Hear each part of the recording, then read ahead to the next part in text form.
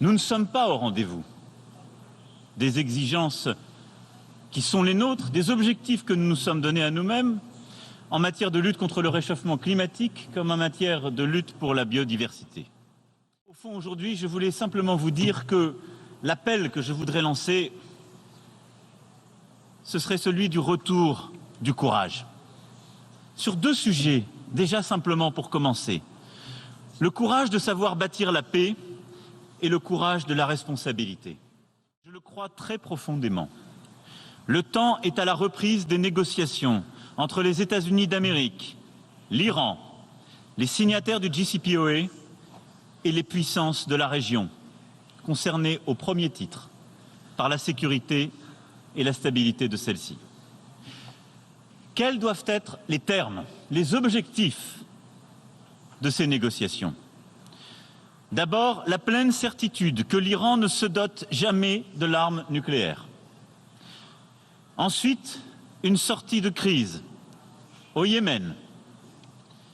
Troisièmement, un plan de sécurité régionale intégrant les autres crises de la région et la sécurité des flux maritimes.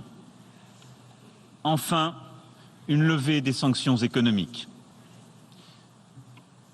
Je n'ai aucune naïveté. Et je ne crois pas non plus au miracle.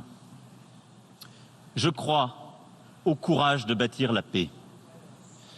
Et je sais que les États-Unis d'Amérique, que l'Iran, que tous les signataires de cet accord ont ce courage.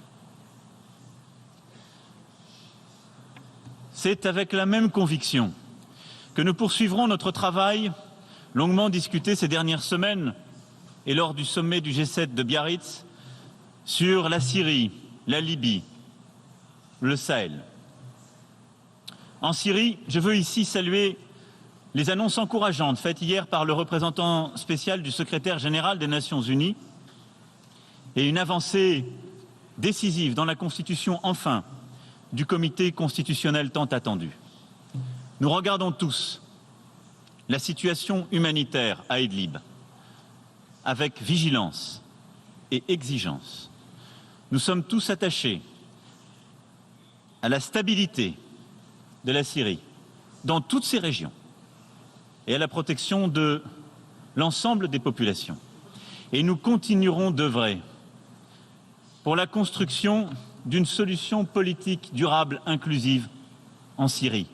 Elle passe par le travail de ce comité constitutionnel. Elle passe dans le même temps par une sécurisation du territoire syrien pour permettre un retour volontaire et en toute sécurité des réfugiés.